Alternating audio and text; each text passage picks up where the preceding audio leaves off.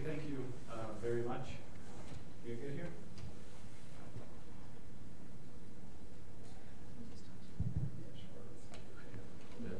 Better? Yeah, okay. All right, thank you very much for your for being here, for listening to this, for Welfare's invitation, and to those who sponsored all this research that went into preparing these things. So I'm going to talk about, I had an idea of one thing I wanted to talk about, because you don't want to talk about one thing, you want to talk about more things, and I said there's 5, and then I have too much to cover. So then a good presenter whittles it down. So you can be the judge if I'm a good presenter or not, because I'm going to race through some things to get through while trying to spend a little more time on some others. So wish you luck, and let's see how this goes. So I'm going to be discussing 5 things here, in particular. Sorry, I feel a little distracted.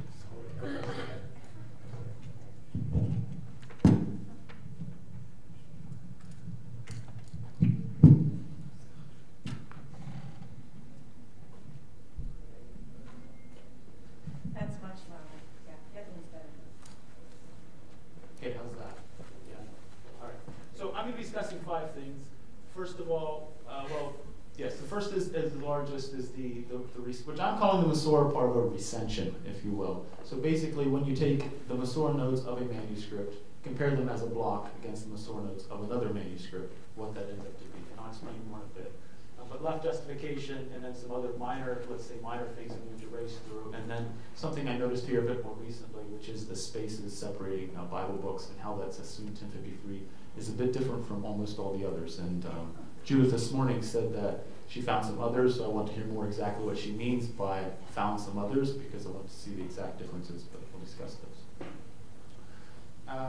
So to do this study, and this is obviously way too much information, I was criticized already for saying, what manuscripts are you using? Because when I built my database, I have about 45,000 Masor Parva notes, and I'm working with over 100 manuscripts. We said, well, you're just saying stuff, right? I mean, potentially, I could be just saying stuff. So here's a bit of the record of the manuscripts I use. So we're talking 10th, 11th, 12th century, and we're all the major codices that we can think of, Aleppo, Leningrad, Oriental 4445, Sassoon 1053, Sassoon 7, Godheil 27, Godheil 18, that's the Moshiel Bible, Washington Pentateuch, the Lalashi Codex, everything I can think of, including all these manuscripts from the Second Firkovich collection.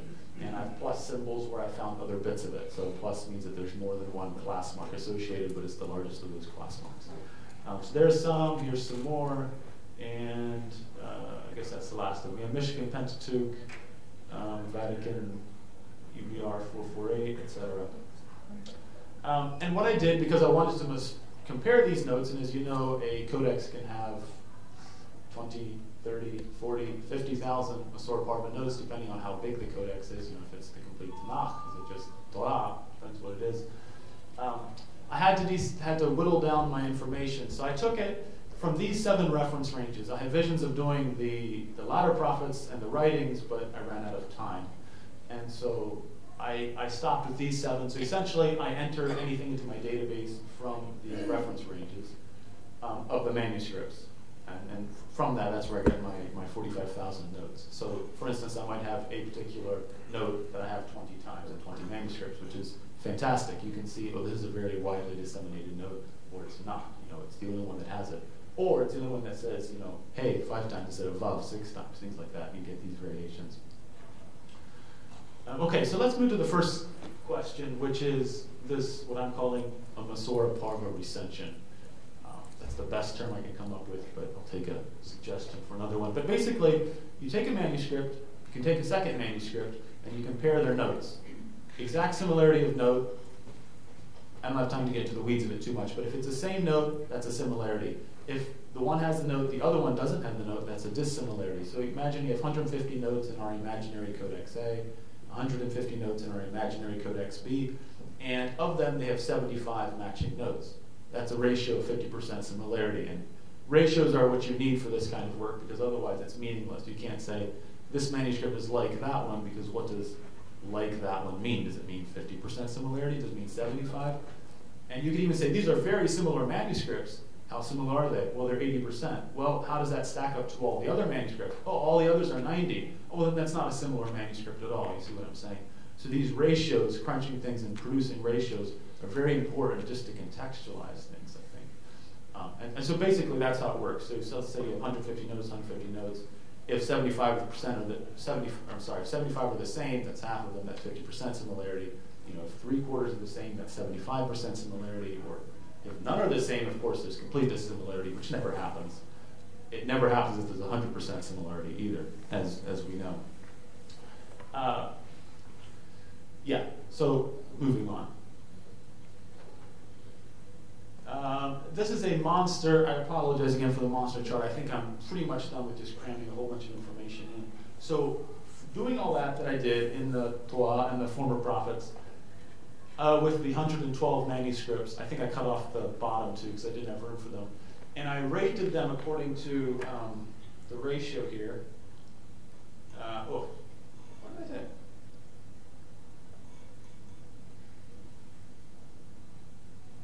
I ought to very carefully hit the red. Maybe that did. Yeah, there. Okay, so I ranked them. Here's the percentage, right? So this is Sassoon 1053 compared to all my remaining database manuscripts, and according to the ratios here. So 2B39, which is L5, some of you who like the L numbers, is 78.1% similarity of the Masorah Parva in the sections I measured. And it seems to be representative. I was working with a statistician on this. How many notes do I need to be representative of the larger manuscript? And basically, once you have maybe over 100 notes, you're within 5% similarity, give or take. You know, and if you add several hundred more, you get a little tighter. So in most cases, I'm within that range. So you know, you can give or take a couple percentage points. But if you want to say which codex of the early codices, excepting only the layman Pentateuch of the Torah, because that's the only one I couldn't get at that I know of offhand, is the most similar, you would say it's L5, 2B39. And you notice that the Aleppo Codex is the 4th manuscript on this. Don't get your hopes up too high. I will crash them in a minute, but it looks very similar. This is exciting. That's why the whole thing of contextualizing, why you need to look a little bit more deeply. And also I'll point out that here's the Aleppo Codex, and here's, I'm sure I'm not pushing it, but then I do. I don't know. Let me try again. There. So here's the Aleppo Codex, FP former prophets, and T for Torah. So this happens repeatedly, and you'll even notice these top manuscripts are all former prophets. The Masorah Parva recension, shall we say, in the former prophet is more similar than what you get in the Torah, by about 5 percentage points on average. All manuscripts are a bit different, but that's what it works out to be. So it's very common, and it's easier if you're trying to work out a sort of family tree of manuscripts to say, to work with the former prophets than it is with the Torah. And I suppose it's been transmitted more often, and the texts are more, I don't know. You can't say corrupted, that's not what I mean, but basically they're intermingled in a way that requires more analysis. Yeah. Charts like this, there are many, many things that could be said and potentially visualized otherwise, but you get the idea.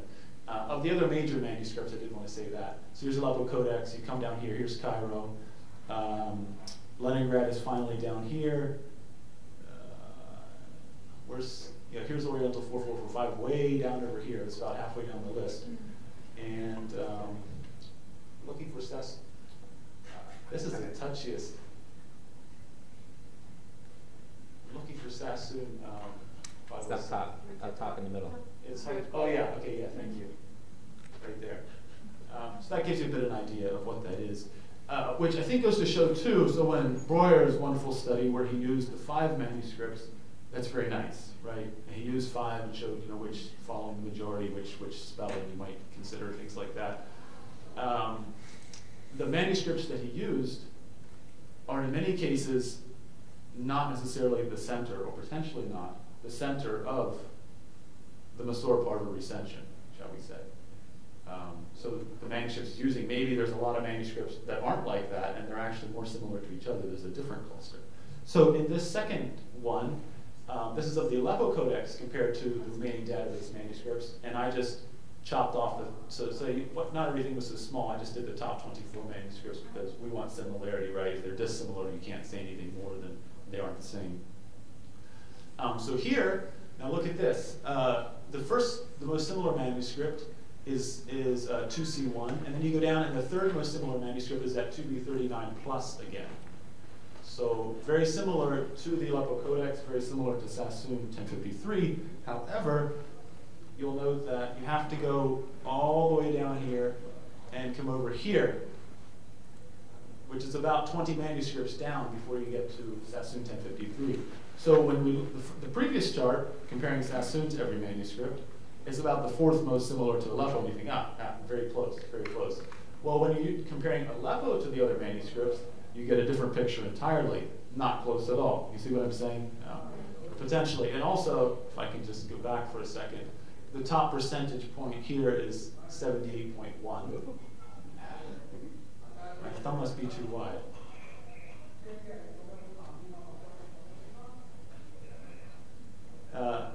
There's 78.1% similarity, which is about 4 out of 5 times. But if we go here, we'll notice that it's 9. So it's about 12% higher. So in other words, these manuscripts are more similar until you finally get down to the 70s. You know, it's 90.7, 86.7, etc. You can do this ad nauseum as long as you're willing to sit there and look at your computer screen. Here's a bit of the Leningrad Codex doing the same thing, to where the top percentage point here is only 83%. It's a different manuscript in this case, and you have to come down a little farther until you get to this L5. But it's essentially the same thing. The Aleppo Codex is the most similar of the major manuscripts. And you come farther down, see Sassoon 1053 barely makes the top 24 in this case, and Cairo Codex is down there as well. So all that to say is sort of make the point that it's very helpful to have the ratios as a kind of initial starting point. But then the question you have to ask yourself is, okay, so these manuscripts are similar, those are similar, these are similar, those are kind of similar. How might you go about sketching a dendrogram, a family tree of manuscripts? That's the question. And that's an easy question, and it's a hard answer, because it all depends on how you go about constructing it.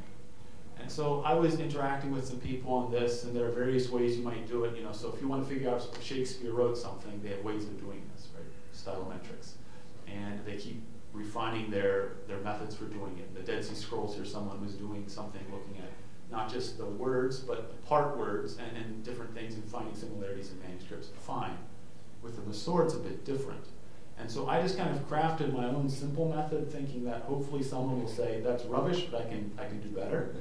So basically what I did is you have to build things a bit and run. You take two manuscripts, you find the two that are most similar. They become their own thing, and it's as though they share their notes. And then you compare all the manuscripts again and see if this is now a manuscript, which two are the most similar, and you start putting things in, right? This is done, I didn't do this, right? This is done in MySQL. And I had even someone help me write the queries because I was interested in the manuscripts, I'm a little bit like Nehemiah. I want the answer. I don't want I'm not interested so much in the data part of it, except that I want the answer on certain things I want to know about. So, so when I did that for the former prophets, it looks like this. And I'll turn this in a minute. I did this because of the horizontal layout. So you see here, this is the most important part. This is the top left corner, and like I said, I'll flip it in a bit. These are the two manuscripts that join first. And then how about the lights are off? Definitely. Okay. Does someone want to flip the lights off?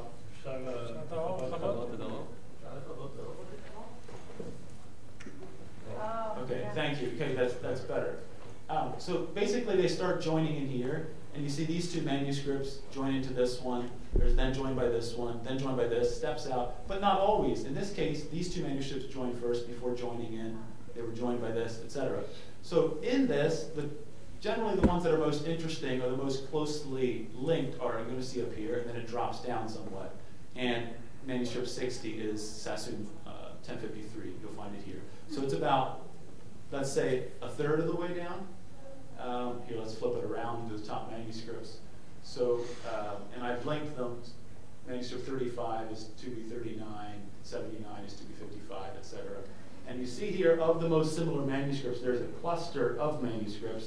They don't involve the Leningrad Codex, not right away. They involve, basically, it's L5, it's L3 when you're working in the Torah. What is L, 2B26, I think that's L11. It's several manuscripts. It's not the ones we always go to when we want to consult on the Masorah, typically. It's except for the Aleppo Codex. Of course, the Aleppo Codex, but not so much the others. Yeah, so the Leningrad Codex doesn't come in until here, and then you have and then you have some other manuscripts joining in. And interestingly, and this is only provisional somewhat, so the Cairo Codex and this manuscript have some similarity, some similar features, as does 2B24, and they all three sort of end in that bracket. So I'm talking from a physical, more from a paleographer's standpoint, they're similar. And also in the Masorah, they're similar. So there's something going on there. And it's also interesting because these manuscripts, these top manuscripts, have a similar appearance. So I like to say paleography, but when I mean paleography, I mean everything written by the hand, not just the letters, but the whole paratextual features, left justification, what have you, the layout on the page, they're very similar. So I think these are interesting things that of course, need to be nuanced farther, but it does show the efficacy of the method. So that's the former prophets. We can zoom out a little farther, and you see Sassoon 1053 down here connecting in. So again, lots of things to say. We don't have time to say them, and you know, when you're dealing, the question is when you're dealing with a 71.7% similarity as opposed to a 72.3% similarity, you're forced to rank the one higher than the other. And I did put in some stops based upon the number of notes, like which would be more reliable. But it could be that it's gone the wrong way because we're within the margin of error. So it's a picture of what is an approximation, but you can't take certain things too seriously. I mean, it helps you visualize, but of course I think of this as the gateway to more research, certainly not the end point of it. It's just sort of another way of looking at the data. This is the same for the Torah. Of course, there's a lot more manuscripts here, so I think I had about twice as many Torah manuscripts as I did former prophets. And again, you see our S1 here in the middle. The topmost manuscripts are, flip them around. And again, we have the Aleppo Codex near the top. We have a 2B10, that's a L3. Yeah. Anything else I want to say there particularly? I don't think necessarily. And then this, I found this also, and I didn't bring in this data. This manuscript here, what I call Washington Pentateuch 2. So there's a Washington Pentateuch, right? And there's three hands in it. There's the main one, and there's a second hand that's especially the end of Deuteronomy, Ha'azinu, and things like that. And then there's a third one that sort of added in some bits. And hand 2 here is from the end of Deuteronomy. And that in the Parshiot is very similar to the Aleppo Codex. Of all the manuscripts I could find, it was the most similar in terms of the, and this was written in Alexandria in 11. I think you're going to go farther than your other topics. Okay, all right, we'll keep moving. I'm sorry, I'm having too much fun. What are we doing on time here? Only 25 minutes. How much? 25 before questions. Okay, all right. Okay, so you get the idea there, fine. All right, so let's move then to left justification. And because I tell you ahead of time so I don't get lost too much in the weeds, so the left justification pattern of Sassoon 1053 is consistent with the place of composition outside of the land of Israel, more or less. So here, what do I mean by left justification? Well, there are a number of methods, and I've put them in red, some of them. So here you get dots, right? So you have gapping, I think, is the primary one, where you're gapping in this case. And of course, if it's a large gap, you might stick the dots in, and I don't know, maybe the dots are put in later in some cases, depending. But gapping, particularly a ragged margin, which is about as unscientific, I think, as you can get. But the point is, it weaves back and forth a bit. Some manuscripts are much more strict on that.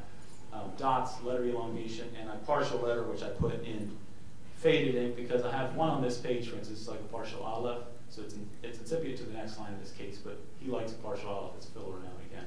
So these are what you get in Sassoon 1053. Gapping in particular, a ragged margin, dots, letter elongation, partial letter. And it's possible you could produce others. I didn't look through every page carefully. Of course, there were hands. Maybe someone threw in something random he thought it needed. Who knows? But the point is, this is basically what you get there, what you get in other early manuscripts. Well, let's look at non-incipient letters, first of all. So from my database of 112 manuscripts, the red right here is how many manuscripts I felt that was the leading type of left justification. And then 89, so 42, about a third of the manuscripts use these non-incipient letters. And I'll explain what I mean by non-incipient in a bit. And then 89 used it at least somewhat. And then for here, 9 used it at least somewhat, or 20 used it somewhat, while 9 used it as the dominant method. So what do I mean by these non-incipient letters? So basically, if one pattern, and we don't have time to look at it, but one pattern would be if you want to say, if you don't have room for Moshe on the line, you just put mem there, put a bit of a dot above it, or mem she, put a dot above it, and then you say Moshe on the next line, right? It's incipient to the next line. Some manuscripts do this. So I'm not talking about that. What I'm talking about is a sort of truncated letter that that just sort of randomly put in, it reappears. And you can see in this particular manuscript, it's all over the place. So particularly Lamed and Aleph in this manuscript, and that's actually pretty typical of these manuscripts that are in that top red section, if you want to talk about the previous slides that look like the Aleppo Codex. This happens a lot, and it's repeated. Lamed Aleph, Lamed Aleph. Here's a bit of more of a chupchik sort of a thing. But here's an Aleph, Aleph, Aleph, Aleph, Aleph, Aleph, Lamed Aleph. There's a she, maybe. I don't know what it is, but Lamed Aleph. I think I saw, here's a chet. So that happens too, but it's primarily Lamed Aleph. But the point is, I said a third of my manuscripts use this as the dominant method. It's not the Aleppo Codex's method. I'm sorry, it's not the Sassoon 1053's method, much at all. So it is, and these manuscripts, a lot of them, we know where they came from. They came from Tiberias, they came from Jerusalem, they came from Cairo. These meant that have this partial letter thing. And we don't see that in Sassoon 1053 to any appreciable degree. Another thing you see is, again, it's non-incipient, but it's a full letter. And it's often mem, to be honest. I found, here's two that have bet in Cairo Codex. Mem is more typical, and there are certain manuscripts, and there's a number of features that are similar to them. But all that, and these, again, we know something about them. Oh, Cairo Codex, Jerusalem. We don't know so much about the Washington Pentateuch, but there's another one, 2B20. I think there's links to Jerusalem. The Mishael Ben Uziel Bible, that's clearly links to Jerusalem. And they have this mem thing going on. So it's another way of doing it, and the Sassoon doesn't do that either. Another thing to look at is the dots. So I showed you it as dots, and only in 8 manuscripts is it the dominant method. And the reason I'm showing you this is because the manuscripts I have that use the dots, what I know about them is that they aren't from Israel. They're from either North Africa or they're from Babylonia or something like that. So you sort of have this thing where in left justification, if they're using partial letters, it's from Yerushalayim, it's from Cairo, something like that, but it's not from these other places so much. So in the case of dots, you see this one, you can see the dots I've circled them. But this particular manuscript looks to be from North Africa. It's very similar to another manuscript from 994 in Africa. This one's, yeah, some kind of, I don't know if you can, Proto-Sephardi is a thing, but something like that. This manuscript here is from the complete other end of the region. This is from Kufa in Iraq, right? So, and this is 1030, I think, or something like that. 2B65. I think the colophon is in 2B59, but anyhow, it's the larger manuscript, 2B65. So what, and for instance, Oriental 445, also from Babylonia, as Yosef Ofer pointed out very nicely, Shaklawa, is also uses these dots. And so dots is something that sort of happens on the edges, and what you're getting in Eretz Yisrael is more of these partial letters. So that would be consistent with a place of point of origin that's outside the land of Israel. Okay, this one we're going to go through very quickly. So here, the question is, how do you want to write 15 times in the Masalah? Are you going to write it Yod He, He Yod, or Tet Vav? So Tet Vav is how people write it. You know, it became the method. Early on, maybe they used Yod Hey, and then some people had a problem with it, or maybe instantly they used Hey Yod.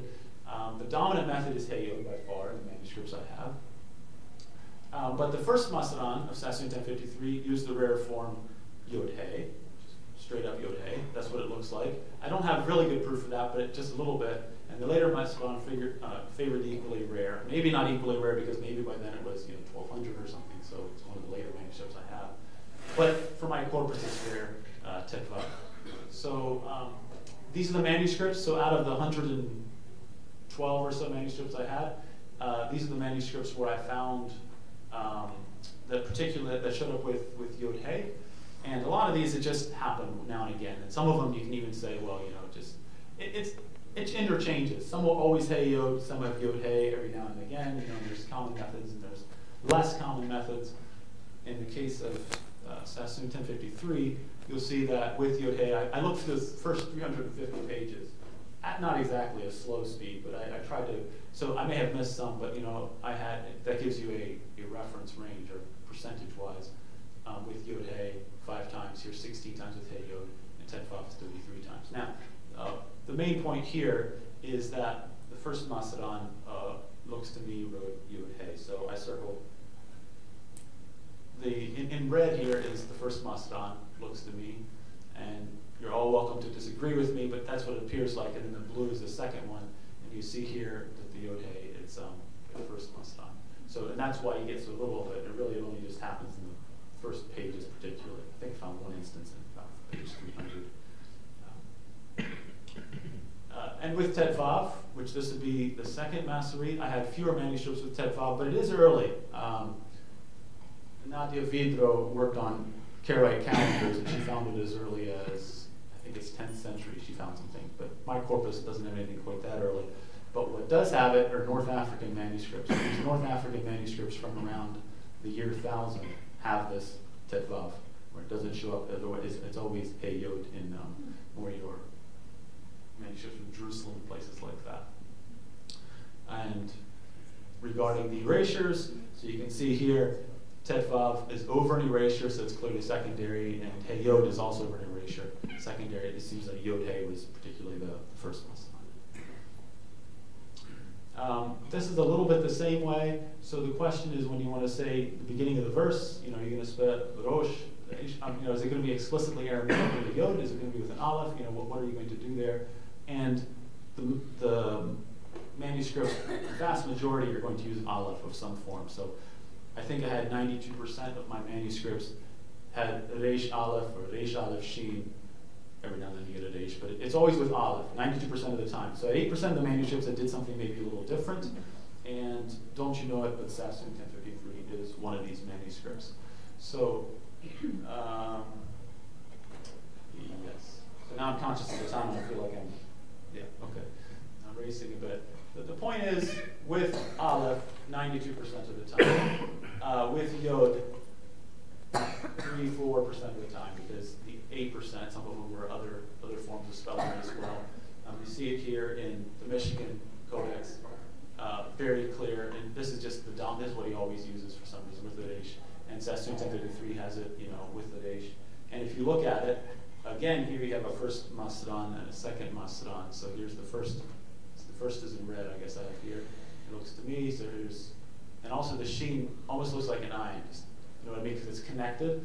Whereas you see with your second Masaran, there's a partial sheen. They connect it that way. And then up here, see how they're separate, the leg is separate. Plus, it's visually very different. So the first Masaran used this, the Reish Yod abbreviation. Okay, and finally now, how much time do I have? So I can... 15 minutes. 15? Okay. So I think I can get through here in 8 or so, and then we'll have some time for questions. So this is something newer for me, and it's not from my database so much as I was looking in database manuscripts for it, because I saw it when preparing for this lecture and was very interested by it. So, and what Judith said this morning sort of links with what I'm about to present, but I have a lot more questions for her because I'm not sure what else she meant by that. So essentially, there are 3 ways to separate Bible books in early manuscripts. And when I'm saying separate Bible books, I'm not talking between the major divisions, like not between Torah and Nevi'im. Those are 2 separate It's going to start on a separate leaf for sure, a separate page for sure, right? Or maybe even Ketuvim, things like that. And I'm also not talking about within the minor prophets. So within the books of the minor prophets, it's always just several lines. You just drop down several lines, and on you go. So that's standard in all manuscripts. I mean, it could be 2 lines in one manuscript, it could be 3 in another, but you get the idea. There's nothing differentiating there. What I'm talking about is between books of the Torah, so between Genesis and Exodus, that sort of thing, or in books of the prophets, between Joshua and Judges. How do you separate between those Bible books? Well, about, I don't know, I'm going to say 80%. I didn't work up the details exactly, but just going through and looking at it, probably 80% of the time, you just get several lines. And this is what we're all very familiar with. Here you go. So, I mean, it's also in Sofri mentioned this way that you should have 4 lines in the Torah and 3 lines in the Nevi'im. The scribes aren't particularly fussy on the number of lines. It's often 4 in the Torah, but it's not necessarily. It could be 3, it could be 5, some things like that. Depends on the scribe. And it also depends on if they're going to finish at the bottom of the line or not. Sometimes they're like, I'm not giving it the extra line. I'm going to start at the head, so I'm not going to bother. The level codex a little more careful. He drops down a line if necessary, things like that. But 4 lines, okay? And this is the vast majority of the manuscripts. 4 lines in the Torah, and also 4 or 3 in the prophets. Again, this is the vast majority of the manuscripts. And I didn't see any real difference here. Just basically drop down several lines and on you go. So finish one book, wherever you end up, no problem, then on you go again. The second method is quite different. And this is a smaller, I don't know, I have maybe about 15 manuscripts that do this. And I can tell you, usually looking at a manuscript for other features first, if it will have this, which is great fun. You look at a manuscript and I say, based on these features, I think I should expect that. And with this, you can't. Like I haven't, with no exceptions. So here there are 3 important things. It's not just dropping down. What you do is you conclude a book near the bottom of a column, spacing as necessary, just spacing apart to get to the bottom. That's what you're after. Then you want a complete blank line, or column, sorry, and then your book, so your Leviticus starts on the 3rd column here, right? So there's really 3 elements. You want to finish at or near the bottom of the line. You want to leave a blank line, and then you start a new column. And this is the Cairo Codex does this, 2B19 does this, Washington Pentateuch does this. This is the first standard Washington Pentateuch. And there are others. 2B1283, I guess saying the numbers is useless because I'm the one who deals with those numbers. But the point is it's well established, and you can easily see it. They were after something different, and the thing that they were different is those 3 features that I mentioned. The only exception I could find is when there isn't a full column. So in this particular instance, there was not much text left. There we go again. There is not much text left.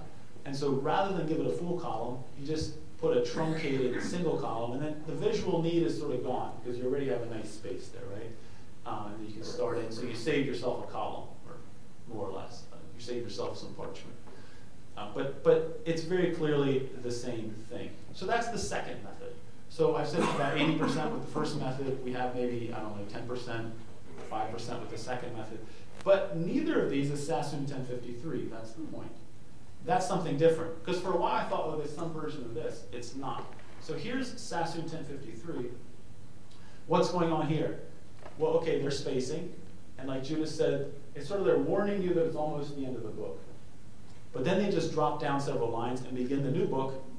Doesn't matter where. They're not trying to go to the head of a column. They're not trying to stick a column and a blank space in the middle. They just basically, it's a modification of the first theme. Like with the Aleppo Codex, you come down and now you're done, several lines, then on you go. It's a modification of that where you space out the lines telling you that you're almost near the end of a book. And Sassoon 1053 does this constantly. It does it in every instance. So in the Torah and the prophets, you see that the spaces separating books does very little, 3, 4, what do I have? I think it's all 2 to 4 spaces. But the thing that's variable, and I just throw this here for you to notice, the spaces inserted prior to the book's conclusion vary.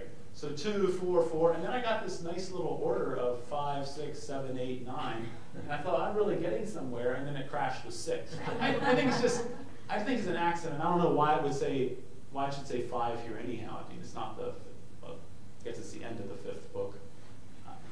I don't know. And you also have to be careful because when it could be an open, it could be petucha or something, because sometimes that'll happen and you can't. You should only count the ones that clearly aren't petucha, because it could be a spacing for that too, so it's a bit unclear. But this is, so it's very consistent that this is what Sassoon 1053 is after. I do have one other manuscript that does this. Okay, so there's the 910 instance. I'll leave that. I have another manuscript that does exactly this. And again, this manuscript I can't associate with the land of Israel in any way.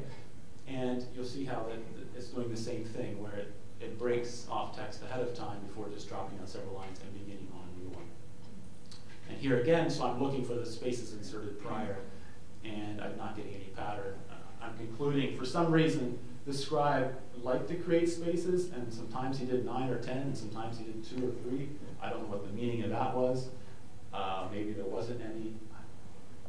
He clearly, if he used fewer spaces, he could have started on another column and saved himself a little, he saved himself a little parchment. So I don't know, but the point is, Sassoon 1053 uses something very different from almost all the other early manuscripts in this. So yes, in conclusion, basically I just tried to say, and this might fly in the face of some of the other things being argued, but I think it's just another data point, because I haven't necessarily given you the best reasons. I've just said these are some things to think about when you're trying to compare manuscripts, and I've said these things are consistent with a point of origin, a place of preservation, early dates that are outside of the zone where most of the manuscripts were being worked on and being created and things like that. So thank you very much.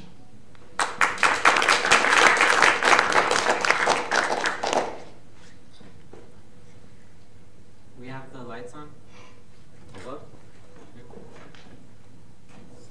Thank you very much, Vince. Are there questions? Anyone? I wonder about one detail about Rosh with Aleph or Resh. I think that Rosh with Aleph is Hebrew and Rosh Resh is Aramaic. Is it?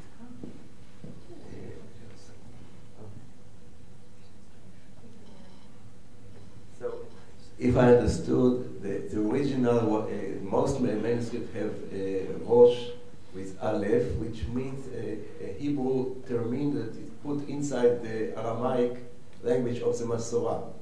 And then writing with Yud takes it into the dominant language, which is the Aramaic of the Masorah, and then that's the way, that's the reason of the Yud.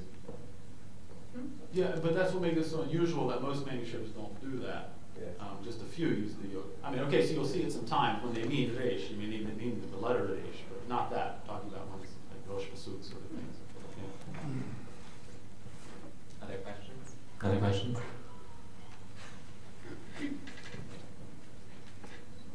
So these aren't my questions, these are questions from Kim Phillips, who is watching from Cambridge. So one question was, did Vince happen to examine the line fillers in the text written by the second Masran, and he says /L-type corrector? No. No, okay. I was just going the dominant one, yes. But even for the second Masran, that was, okay. And then the next question is, are there other paratextual similarities between S1 and EVR2B 1160?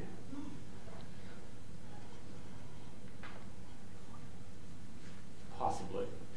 That's a whole other about 20 minutes just to get through some of the basics. Begin. Yeah. There are some North African manuscripts that do something. You sort of have to link these to this, and we don't have a colophon, so we think that, and this, and that. So it all becomes a bit amorphous at some point, but there does appear to be something of an argument. Yes. But basically, when you get to North Africa and when you get to Babylonia, you get sort of the same manuscripts. When you go in between, it's something different, which I think is coming out of like the Aleppo Codex. It's being, they're modeling after things like the Aleppo Codex. You mentioned you worked with a statistician. Is it statistically significant, the fact that you're starting out like in the 90s or the 80s or the 70s or the 60s? When you get, how far down do you have to go before it's really, in your opinion, dissimilar? Oh, right. So I averaged it, and I have to remember what I think the average percentage for this percentage. I did another one as well. You can work up all kinds of different ways of comparing it. The average, when compared this way, is around 80%. So anything above, I think it might even be closer to 85%. Anything above that would be considered similar. Basically, just saying it's more similar than average, and then you get some that are quite a bit dissimilar. Yeah, like the Michigan Pentateuch, for instance, always shows up dissimilar. Doesn't matter what you're comparing; it's different.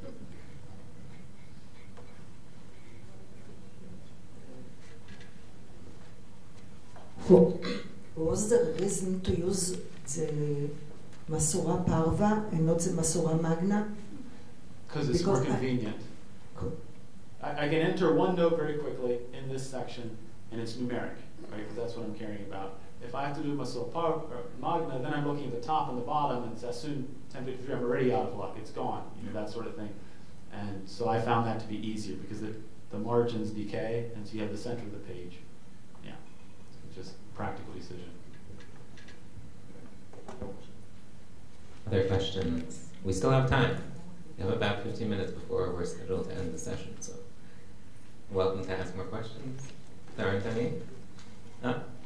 So it wasn't clear to me. When you're talking about the differences, is it like one will say it's 5 times this form and the other says it's 4 times this form?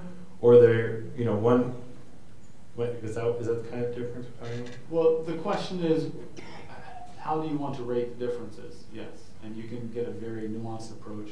One way to do it is to say, is it commenting on the same note? So if it's the same word, if it's Bereshit, is it, as most manuscripts say, what is it? I think, hey, it's 5 times, right?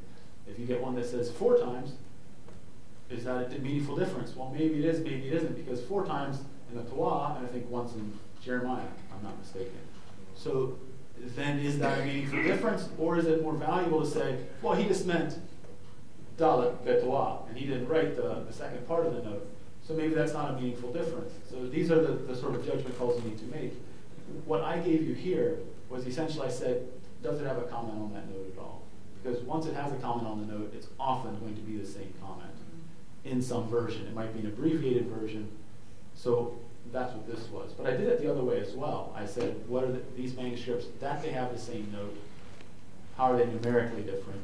And those basically track with what I have here, but it's a different way of measuring, and they have some interesting differences too. Yeah.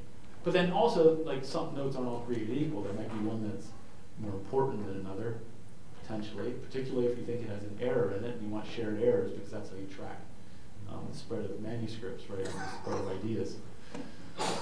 Yeah, that's where you need further nuance. All right.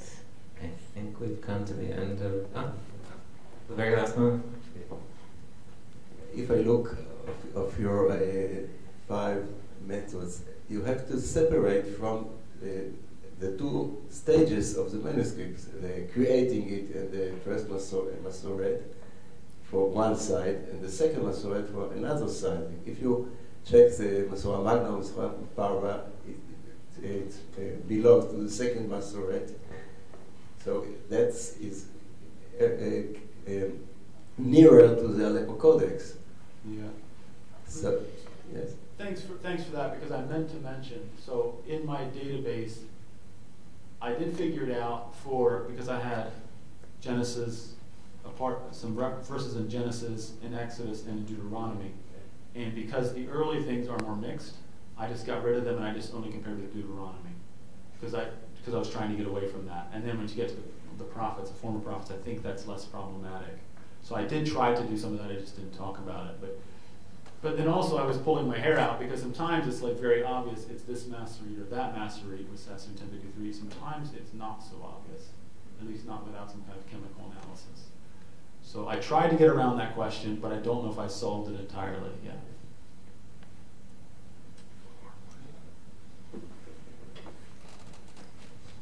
And this is, again, not my question. Someone asked me to ask it. Not Kim, somebody else. He says, based on what he said, can we assume, based on his data, that the Washington Pentateuch was directly copied from the Aleppo Codex? Directly is, no, it's not the same. It's just the most similar. So in Parashiot breaks of the 30-some manuscripts I compared, in Torah, it was the most similar. What percentage? It was the most similar. I think 90% maybe. Yeah, if I remember, yeah, catch me later, I can give that to you. But yeah, they all vary. But then the question is it a meaningful difference? Because, for instance, as we know in the Aleppo Codex and Shubi 17, which is L1, the same scribe wrote the text, different Masaranim, but the same scribe, and the Parshiot breaks are different. There are manuscripts more similar to the Level Codex than L17. So that's a question you have to worry about. However, with the Samuel and Jacob manuscripts, and there we have what I think the 5 Leningrad Codex, to be 60, which Ofer found, and then there's several of the prophecies like that. That works out very nicely, where he doesn't agree with himself on every instance, but his manuscripts are more similar to each other in the Parshiot, for instance.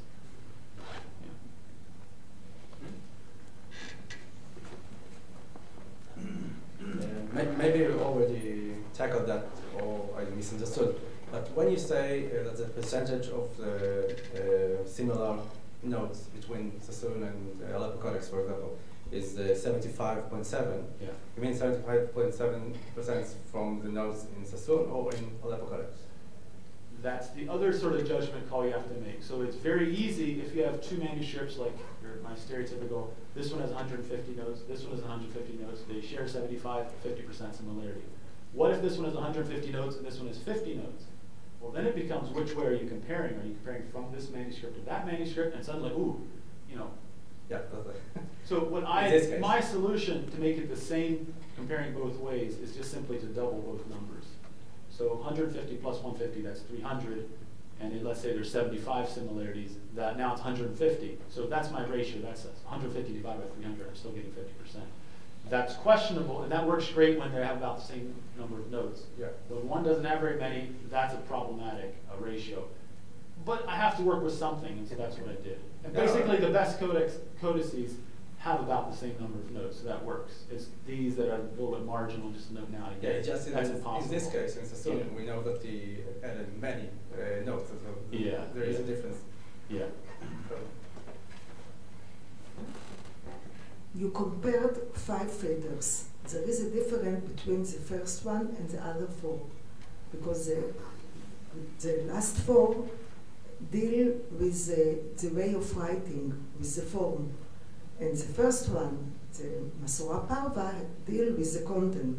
Did you find a difference between them, or when you are looking at the percentage, you looked at all of them together? Yeah, so I don't know that all have equal value. Very good question. I do think, though, that because my Masora Parva data was coming from mostly from the second Masran, and he seems to be more similar to the Aleppo Codex, he's looking at some of these sorts of things, you know, what you sort of get the dominant MP recension. I think that's more similar. And that reflects also my data, where it's not so dissimilar. If it had only been the first Masran, I think the case would be very different. The Masora Parva data would be very dissimilar. But it's actually coming in fairly close in many ways. So again, it's not those center manuscripts that you're going to see in Jerusalem and Cairo and Tiberias, things like that. But it's not so bad either. It's a good recension.